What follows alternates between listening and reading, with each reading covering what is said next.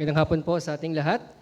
Para sa atin pong pag-aaral ng salita ng Diyos, may I invite you to open your Bibles sa Romans chapter 4, and we'll be reading verse 13 hanggang dun sa last verse. Again, that's Romans 4, starting in verse 13.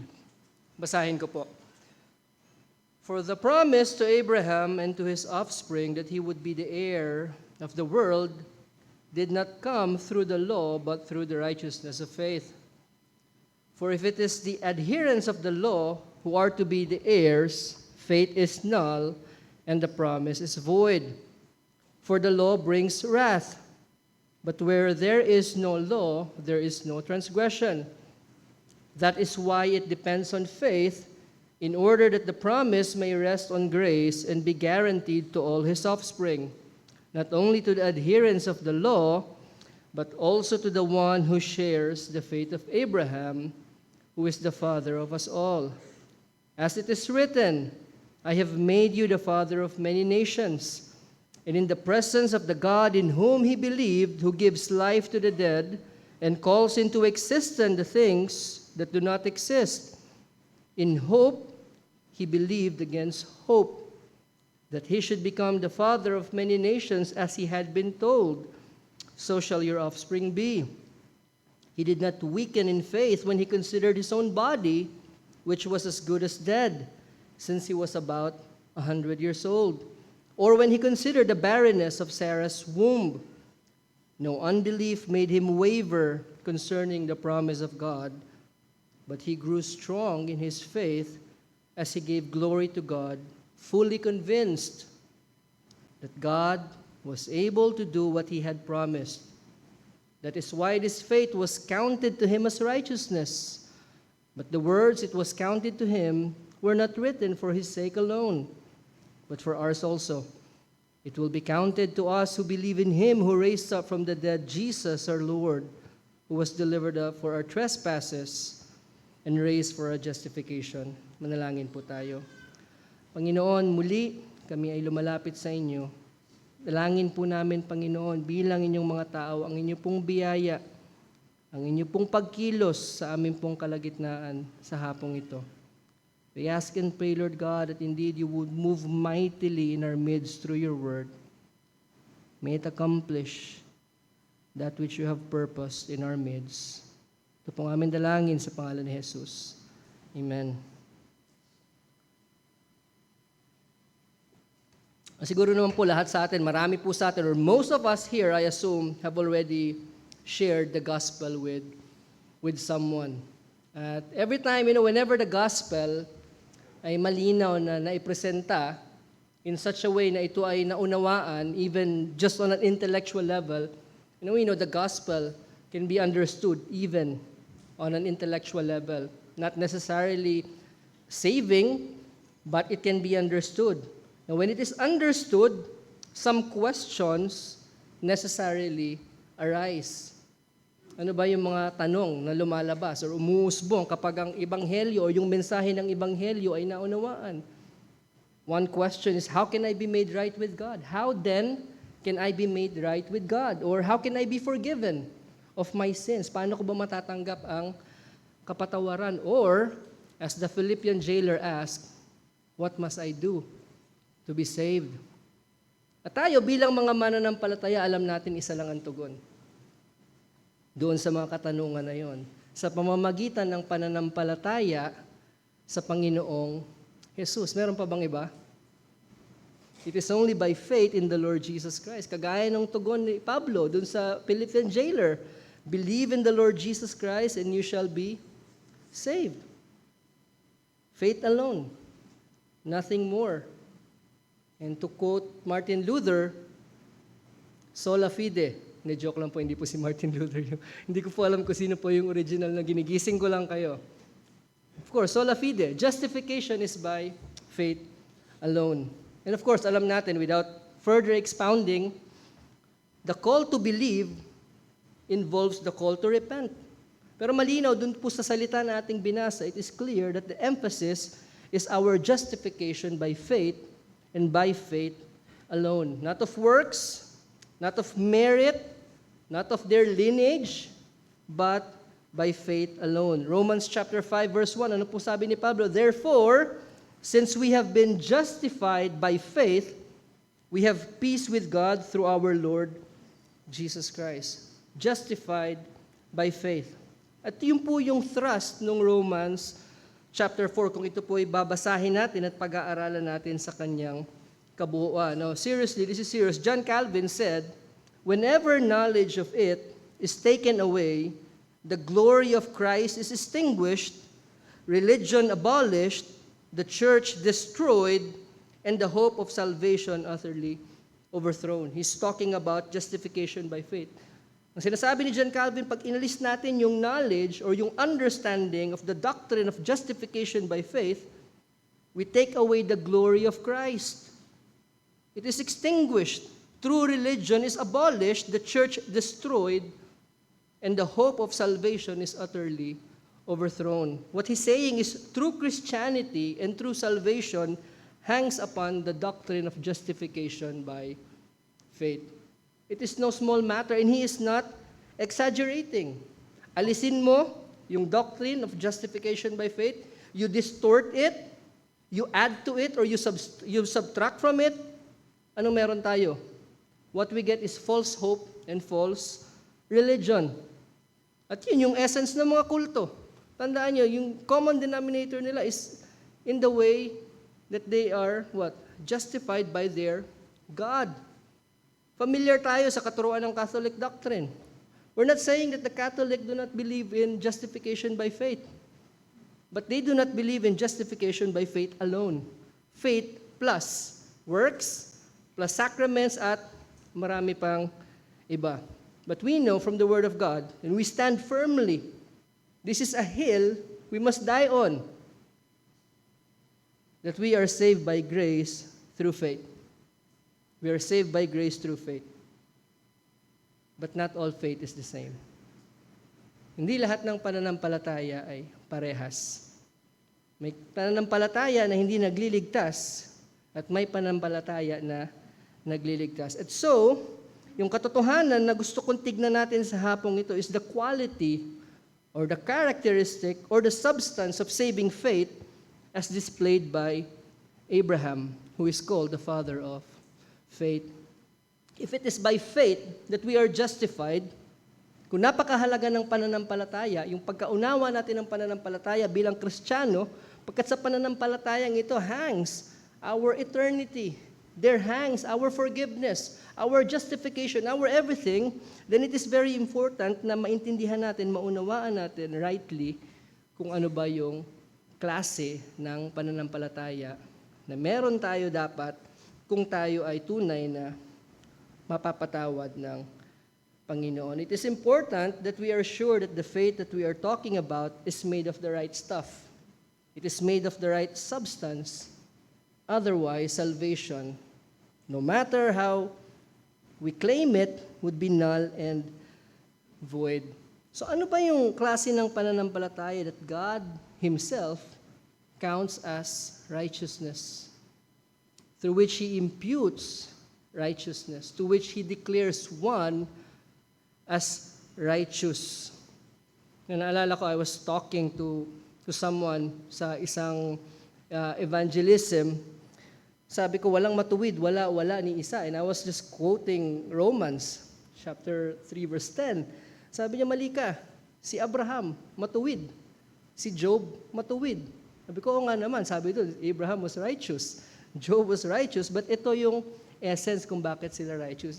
The righteousness was imputed by God. It was not their own righteousness. It was imputed righteousness that was imputed by God through faith, sa pamamagitan ng pananampalataya. So here in chapter 4, Paul talks about the faith of Abraham. And when we talk about the faith of Abraham, it is synonymous to saving faith. If you are saved right now, yung pananampalataya ka na meron ka is made of the same substance that Abraham has. Yes, tayong lahat na tunay na ligtas sa biyaya ng Panginoon, we possess the faith, the same faith the same quality, the same substance that Abraham had. Verse 16, that is why it depends on faith, in order that the promise may rest on grace and be guaranteed to all his offspring, not only to the adherent of the law, but also to the one who shares the faith of Abraham. If you are saved right now, you're someone who shares the faith of Abraham, who is the father of us all, both Jews and Gentiles. So what Paul is saying is Abraham is the prototype of someone who is justified by faith. He is the example, the prime example of one who is counted as righteous apart from works, apart from the works of the law. He is the example, the prime example of one whose lawless deeds are forgiven and whose sins are covered, apart from works, apart from merit. And again, all of these blessings ng kaligtasan of justification come through faith. It is not through merit, not even through circumcision, as Paul was expounding in Romans chapter 4. And so tignan po natin yung pananampalataya na meron si Abraham, and let us be encouraged in the truth, in the fact, na tayo bilang tunay na mga mananampalataya sa Panginoong Jesus. Let us be encouraged in the fact that our faith is made of the same substance as Abraham's faith, and therefore, we can say it is. It can be counted, it is counted to us as righteousness, meaning that we are righteous in the sight of God. It is the kind of faith that makes it through the veil. The kind of faith that brings us before the throne of mercy. It actually is able to bring us to God. It does not fall short, but it actually takes us right before the throne of mercy and grace. So tignan po natin una, true saving faith rests upon the right object. It rests upon the right object. Abraham's faith rested upon God as its object. Verse 17, in the presence of the God in whom he believed, who gives life to the dead and calls into existence the things that do not exist.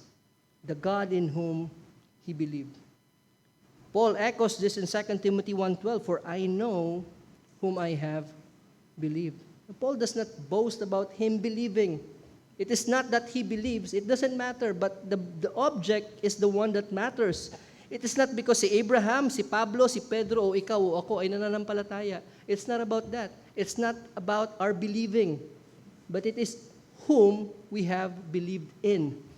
Na kanino ba yung ating pananampalataya? It is because of the object of our faith that we are justified by faith. The focus is the object and not so much the faith. Now, all men have faith. Naniniwala ba kayo lahat tayo ay pinanganak na may pananampalataya? Kung wala tayong pananampalataya, hindi ka sasakay dun sa Grab driver. Oh, you have great faith. Dadalhin ka niya dito ng ligtas. He's a stranger. And you have faith in that stranger. O yung mahilig mag-travel, ang laki ng tiwala natin sa mga piloto. Di ba? Na alam nila yung ginagawa nila at hindi nila ka-crash yung aeroplano. O yung mahilig mag-eat out. Ang laki ng tiwala, pananampalataya natin sa mga restaurant, sa mga nagsiserve sa atin, na walang lason yun. It takes faith. I mean, we are not aware of it. We are not thinking of it consciously. But we practice faith on a daily basis. Naalala niyo ba yung incident doon sa milk tea, na yung may mag-asawa na nakainom ng milk tea na may, laso, cyanide ba yun? I forgot. But for a while, nawalan ako ng pananampalataya sa mga milk tea shops. Ayaw kong uminom ng milk tea dahil nawalan ako ng tiwala. Na even being an atheist actually requires faith. Even being an atheist requires faith. You have to believe that there is no God.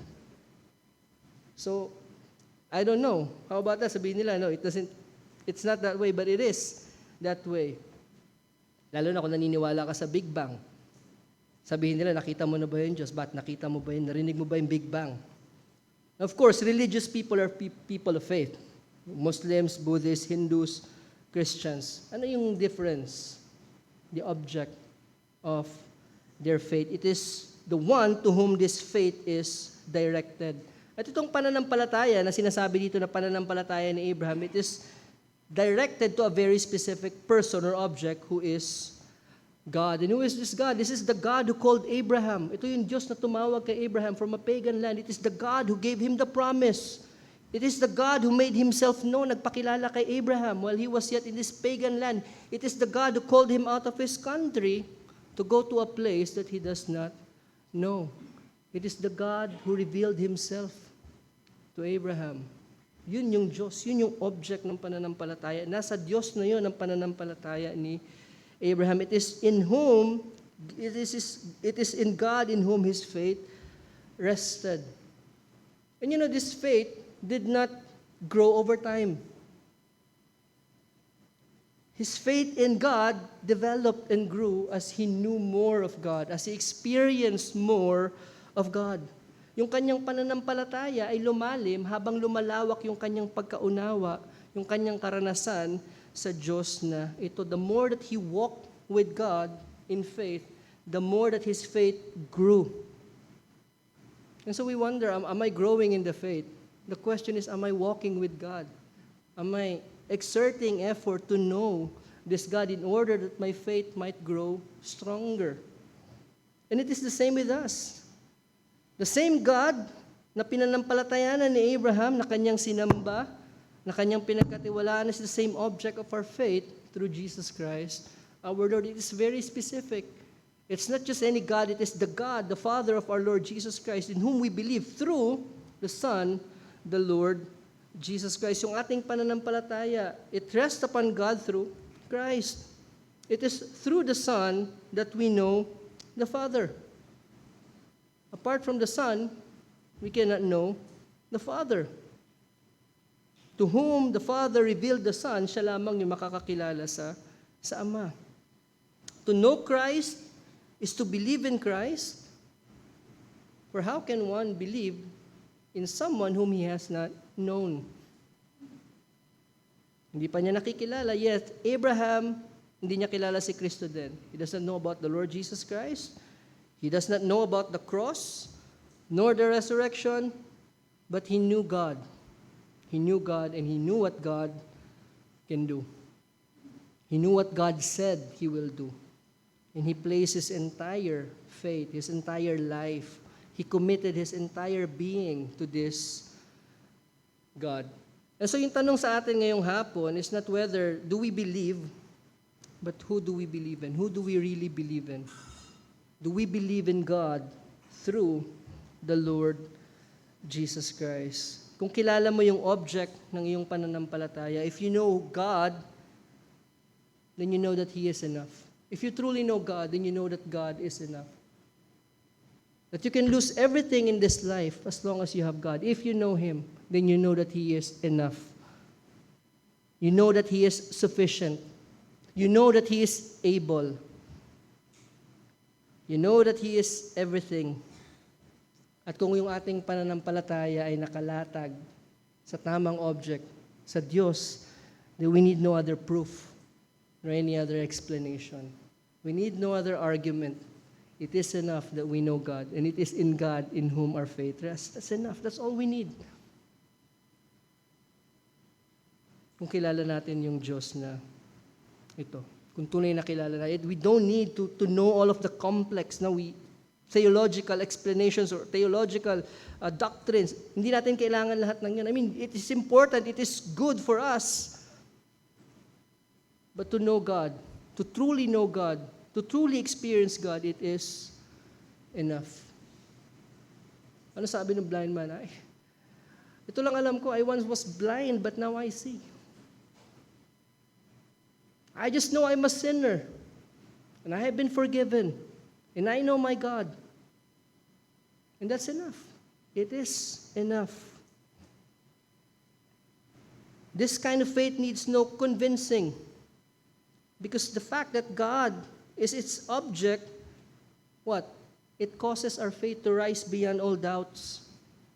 Kung nasa tamang object yung ating pananampalataya, our faith, this faith that we have, can rise beyond all doubts. And it is the same faith, it is it gives it the arms and hands to grasp and cling to its object. We grasp the promises of God. We cling to the goodness of God with the arms of faith. It is our faith that actually grasps.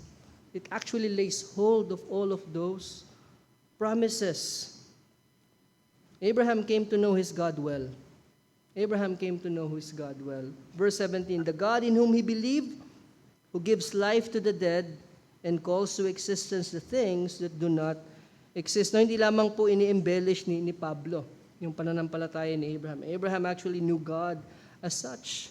Ito po yung tunay na pinanampalatayaan ni Abraham, pinaniwalaan ni Abraham patungkol dun sa Diyos na kanyang pinaglilingkuran. Did not God tell him that he would have a son? Did God not promise him that he would have many descendants? And yet, tinignan ni Abraham yung sarili niya. Ano nakita niya? I'm as good as dead. Hindi lang yun, si Sarah has been barren all her life. But if God said it, then He is a God that gives life to the dead. If God said it, He will do it. And He is a God who gives life to the dead. Hindi ba sabi ng Panginoon, you would be a father of many nations, and that His descendants would be as numerous as the stars. Tinignan ni Abraham, wala nga akong anak eh. Hindi nga mabuntis si Sarah eh. Si Sarah, hindi po yung asawa ko, si Sarah, Abraham. Sarah was barren when he first received the promise. But God said it. And so He is a God who calls to existence the things that do not exist. I don't have any descendants right now, but God said it. He will surely bring to existence my descendants because He said it. I believe it. He knows enough of God to know, as one preacher said, quote, that God's speaking is His doing.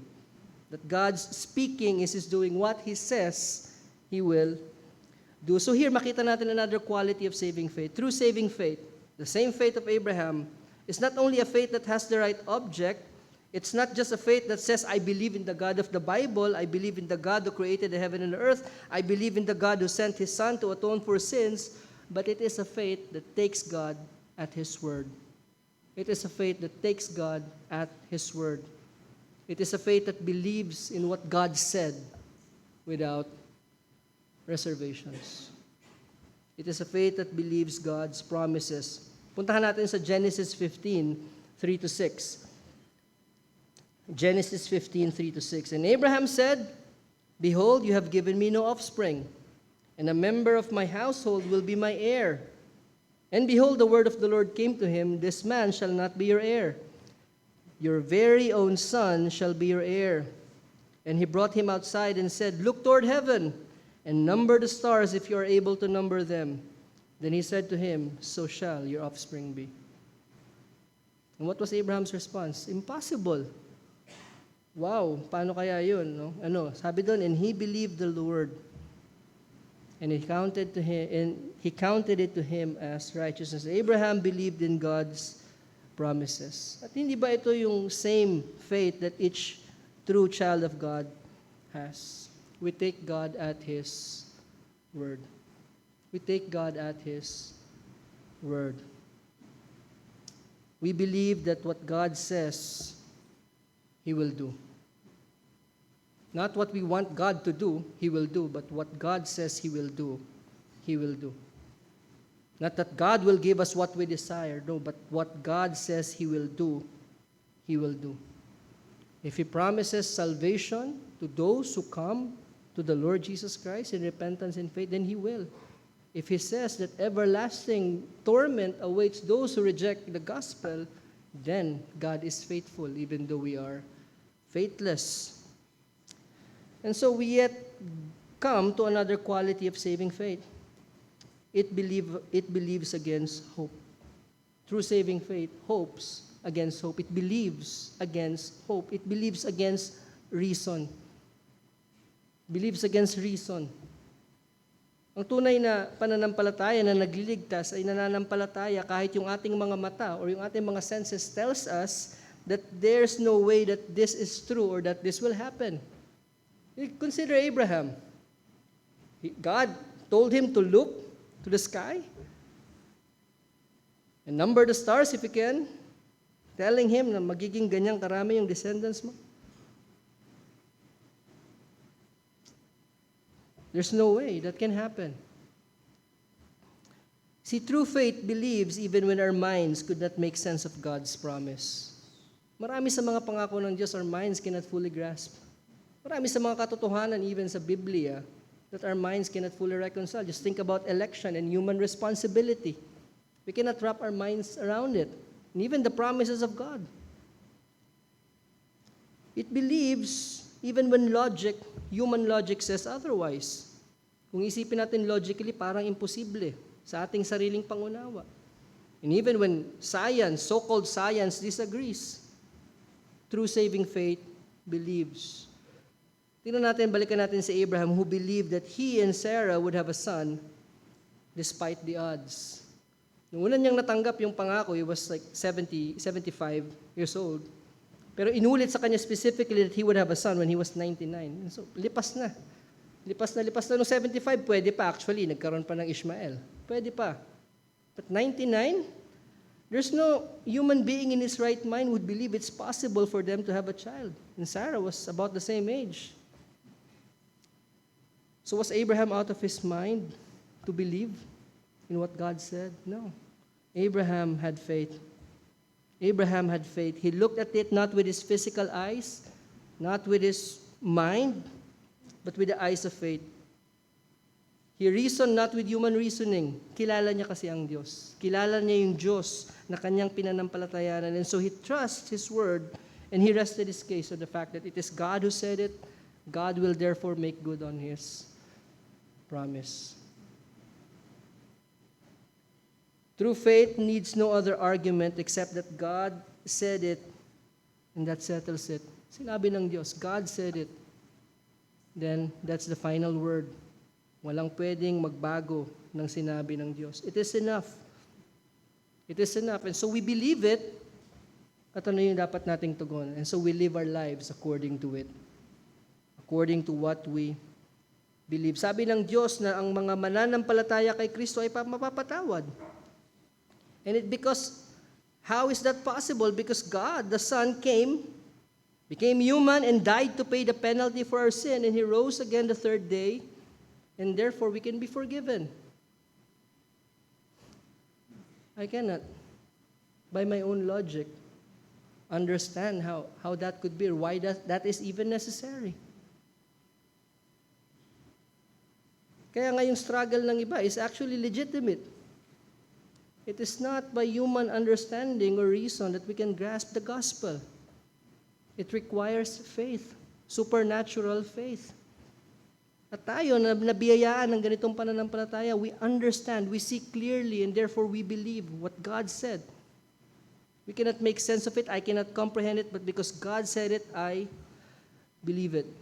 Tignan natin yung ating paligid. Ano yung nakikita natin? So much evil. So much evil. Sometimes it makes our stomachs turn sa mga nababasa nating balita. Karumal-dumal. Titignan din natin yung ating mga sarili. How much more of sin remains in us kahit gaano katagal na tayo dito. Kahit gaano katagal na tayong mananampalataya. Consider the lusts that remain. Consider the pride that still lurks, waiting for an opportunity to rear its ugly head. And yet God promised that He will make all things right. And that it is right now an ongoing process. God said, there will be a new heavens and new earth where righteousness dwells. Walang evil, not anything bad, not anything that is corrupted na meron doon. And yet even as we think of that promise, the world remains dark. Nahuhulog tayo sa kasalanan. Yung sanctification na sinasabi ng Diyos na ginagawa niya sa buhay natin, parang hindi nangyayari, parang ang bagal.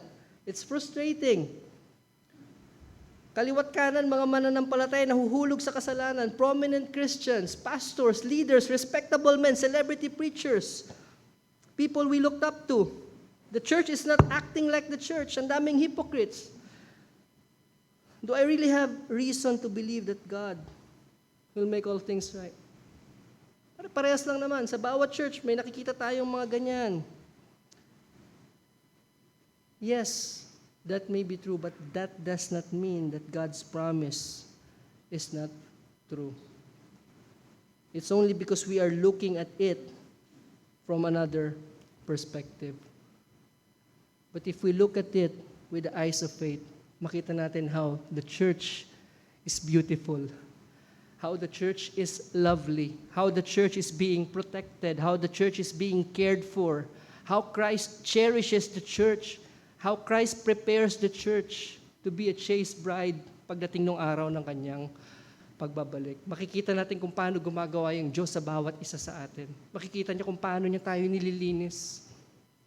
But again, if we don't look at it with eyes of faith, yun yung mga bagay na ating makikita. Yun yung mga bagay na ibinabato ng ating kaaway. Pawang mga kasinungalingan. Kasinungalingan, in a sense, that God is really not doing something. But God is doing a great work in His church. And that work is continuing. It will continue. Walang sino man ang pwedeng pumigil sa ginagawa ng Diyos. Christ is marching victorious. The gospel is marching onward victorious. Ano man yung sa tingin natin, maraming mga mananampalataya napapatay para sa kanilang pananampalataya.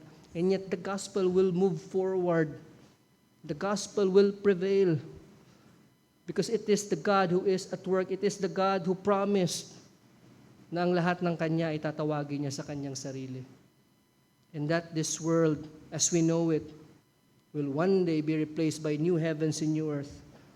And that is a promise that we're looking forward to. And again, sometimes it does not seem that way. Kung titignan lang natin, kung magiging nearsighted lang tayo, kung ililimit lang natin yung ating paningin dito.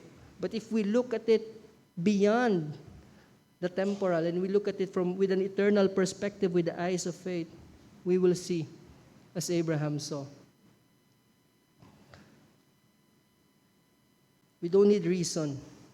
We need faith in the God whose speaking is His doing.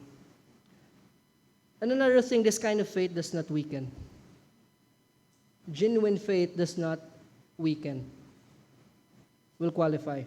It perseveres and it thrives even when the fulfillment of the promise seems very far off and impossible. Verse 19, ano sabi doon? He did not weaken in faith when he considered his own body, which was as good as dead, since he was about 100 years old, or when he considered the barrenness of Sarah's womb. Now again, Abraham first received the promise of being a great nation when he was about 75. Kailan pinanganak si Ishmael? When he was 86. Yes, ginawa nila. Sarah and Abraham took things into their own hands. Genesis 16, tinulungan nila. Tinry nilang tulungan yung Diyos dun sa kanyang pangako. Tagal eh. Genesis 16. And then in chapter 17, nag-fast forward yung storya to when Abraham was about 99 years old, when God reaffirmed the promise. You see, at this point, again, nung 86, posible pa pala. Dumating pa si Ishmael. But at 99, ito parang pwede nang sabihin ni Abraham, quits. I quit.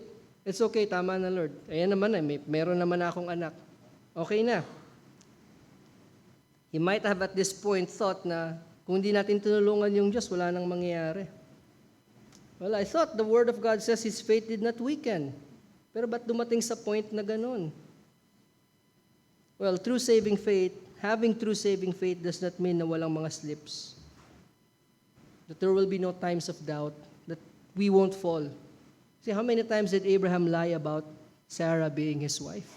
2 times.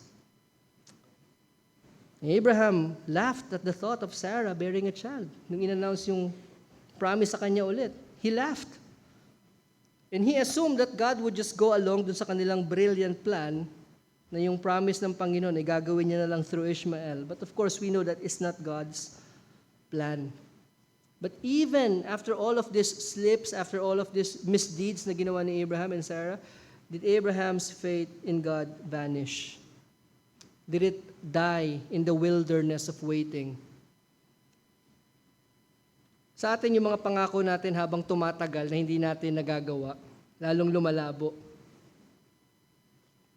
Niniwala kayo? Habang tumatagal yung fulfillment ng pangako, lalong lumalabo.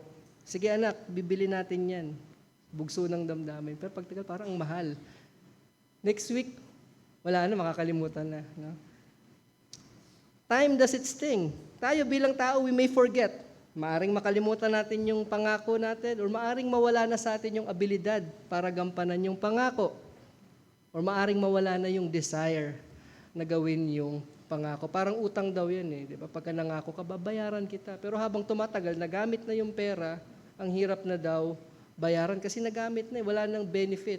Or yung mga nagtatrabaho, tas advance, yung binayad. Sabi nila, pagka ganun daw, feeling ng mga nagtatrabaho, libre na yung kanilang ginagawa kasi wala na silang matatanggap na bayad after. Now, that may have been the case with Abraham after all of those years of waiting. If God had not been his God. It is not the case with God. If his faith had been anything less than genuine faith, then I'm pretty sure he would have drifted into unbelief. If his faith was made of lesser stuff. But then as we read in verse 20, sabi doon, no unbelief made him waver concerning the promise of God, but he grew strong in his faith as he gave glory to God. And listen, pakinggan natin, tignan natin how his faith was described. Fully convinced that God was able to do what he had promised. Even after all of those years of waiting, even after trying in their own hands, even after moments of doubt, he was fully convinced that God was able to do what he had promised. At anong sabi? This is why faith was counted to him as righteousness. True saving faith is a faith that is fully convinced in God's ability to fulfill his promise. And true faith will prove itself as gold when tried in the furnace of suffering, of affliction, and of waiting. The more it is subject to waiting, the more it's subject to suffering, the more the gold shines brighter. Because again, it is made of the real stuff. God is just purging us. Abraham's faith was proven to be gold even after those many years of waiting, even after those many years, many experiences that he had. And how do we know? How do we know Abraham's faith passed the test? He obeyed. He obeyed when God commanded him to circumcise. Ibinigay sa kanya yung pangako. God commanded him, circumcise your entire household, pati ikaw, as a sign of the covenant. Now again, Abraham was counted as righteous not after circumcision but before circumcision. But God obeyed. Abraham obeyed, and he circumcised his entire household and himself as a sign of the covenant. Ano yung sinisignify nung pagsunod ni Abraham? He had faith in what God promised. Even after all of those years, he was 99, yet his faith never wavered. His faith did not weaken. It hoped against hope. He is still fully convinced that God will do what he said he will do. And yes, Abraham did receive his promised son. So nag-stop na ba? Nag-stagnate na ba yung faith ni Abraham? No, it grew even more deeper. Remember when God asked him to offer up his son Isaac. Nag-iisa na nga lang eh. And yet, Abraham obeyed with no hesitation, fully believing that God is able to raise the dead. No amount of unbelief made him waver. And so what does this mean for us? Tignan natin yung sinabi ni Pablo when he said that these words, it was counted to him, were not written for Abraham's sake alone, but for ours also. Those words are for us. To us belong the same righteousness that was imputed to Abraham. The same righteousness that was counted to Abraham is the same righteousness imputed to us. Why? Because we possess the same faith. We possess the faith of Abraham. But who are the us? Sino yung us dito? Hindi tayo lahat, definitely not all of us, but those who believe in Him, who raised from the dead the Lord Jesus, who was delivered up for our trespasses and raised for our justification. Tayo, nanampalataya, nagtiwala, kay Kristo na siyang namatay at nabuhay muli para sa ating mga kasalanan. Tayo na inilagak ang ating buong pagkatao, our entire being, our entire life, our entire trust, our entire hope in the Lord Jesus Christ. It is for us. It is written for us, for our benefit. It is for our comfort and for assurance, for our assurance that as we learn, as we see, as we observe Abraham's faith, the faith that is from God, and that's one thing, it's from God, and it rests in God, and for us to find that we have the same faith, that our faith is made of the same substance, then it is for our comfort and for our assurance that even as right now, we stand before God righteous. We stand before God righteous, sinless, spotless, perfect in the sight of God, justified, righteous with the righteousness of Christ. What wonderful exchange. Sabi nga nung kanta, His robes for mine. At the cross, Christ wore our robes stained with sin. And for us right now, we wear His robes of righteousness. It is for our comfort and assurance that it was written. It is a faith that believes in God and believes in what He said, that what He said He will do, He will do. Ours is a faith that believes against reason. Ano man yung sabihin ng mundo. You people are out of your mind. No, our faith believes against reason. It is a faith that perseveres. It is fully convinced. And how do we know we have this faith? We live a life of obedience. We live a life of obedience and give all the glory to God. Where is boasting? When we talk about the faith of Abraham, boasting, walang puwang ang boasting, walang puwang ang pagyayabang. Tayo ba ngayon ay may kabigatan? Are we weary? Sabi nung kanta, are you heavy laden? Para bang ang buhay ba natin is just filled with waiting and waiting? Kahit sa sanctification, bakit paulit-ulit pa rin? Nahuhulog ako. It's the same sin. Am I ever going to get through this? Am I ever going to truly experience final victory against all of this? Pagod na ako running in this race. And yet, it still seems very, very long. Do not falter in your faith. Do not falter. Know that at the end of this race, ano yung naghihintay sa atin? The fullness of everything God has promised to those who believe it.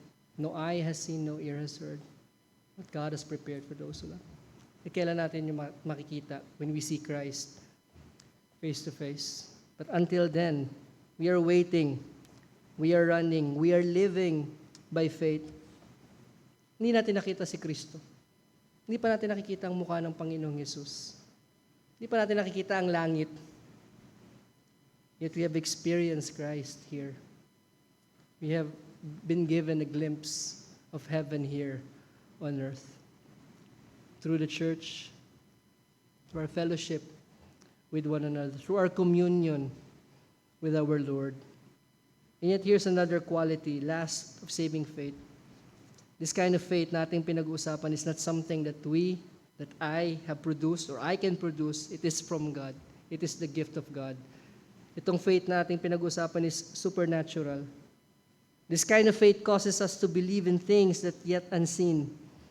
Kagaya ni Abraham, sabi ng author ng Hebrews, who look forward to the city that has foundations, whose designer and builder is God.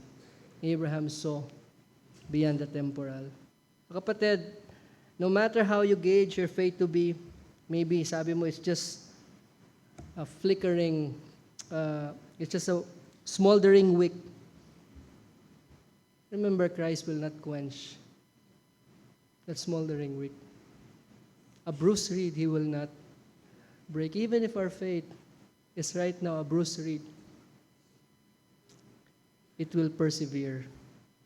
It will grow stronger if it rests upon the right object. Because why? Because it is a faith that is the gift of God. When it seems that it is more reasonable to doubt than to believe, anong kailangan natin gawin? We need to look more to the object of our faith. When our faith weakens, it means na yung ating mata, yung ating paningin, nalayo, nawala dun sa object ng ating pananampalataya. Balik tayo kung saan tayo nagsimula. Balik tayo kay Kristo.